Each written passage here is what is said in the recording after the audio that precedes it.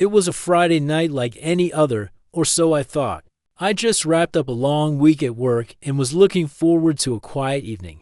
My wife, Amanda, had said she was going to catch up with an old friend over coffee. I didn't question it.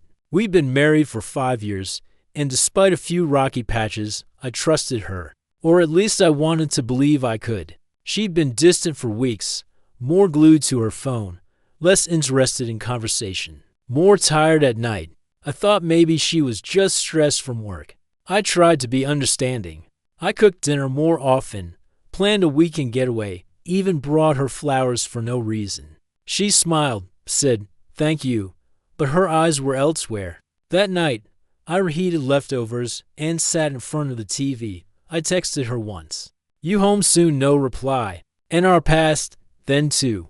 I figured maybe she'd gone out for drinks after coffee. But when midnight hit and she still wasn't home, I felt that familiar sinking in my gut.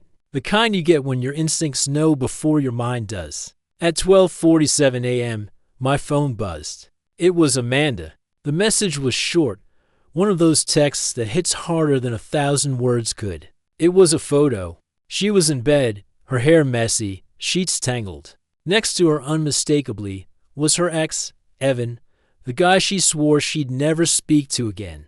The guy who cheated on her years ago, who she said made her feel small. And now she was lying beside him, her draped across his chest. Below the photo, she'd written, "I'm sorry. I needed to feel something real again." For a moment, I just stared at the screen. My heart didn't even race. It just stopped.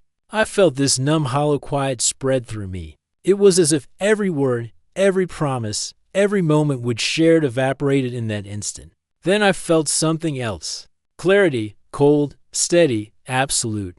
I typed back, my fingers not shaking, my mind eerily calm. "Enjoy it. You're his problem now." And I hit send. No yelling, no begging for an explanation, no calls, no tears, just those words. After that, I stood up, went to our bedroom, and started packing. Not in anger, but in resolve. I didn't take much, just what was mine. Laptop, clothes, important papers. I left the ring on her pillow.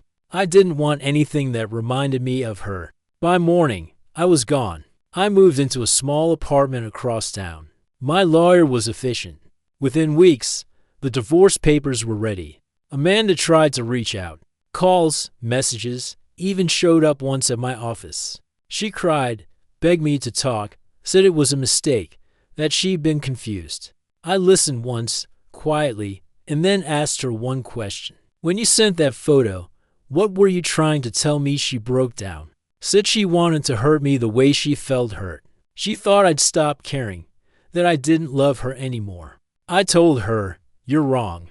I did love you more than you'll ever understand, but not anymore." She realized then that what she destroyed couldn't be fixed. Months passed. I focused on rebuilding my life. New job opportunities came. I started running again, meeting friends I'd lost touch with. Slowly, I felt alive in a way I hadn't for years. The silence that once haunted me now felt peaceful. About a year later, I ran into Evan at a bar. He looked exhausted, hollowed, worn down. He didn't notice me at first, but I overheard him complaining to a friend about how Amanda's driving him crazy. I couldn't help but smile. I didn't feel anger anymore, just a strange sense of poetic justice. Amanda became what she made herself that night, someone else's problem. I walked out of that bar lighter than I'd felt in years. Sometimes closure doesn't come from an apology or understanding. Sometimes it comes from walking away and knowing you'll never look back. And I never did.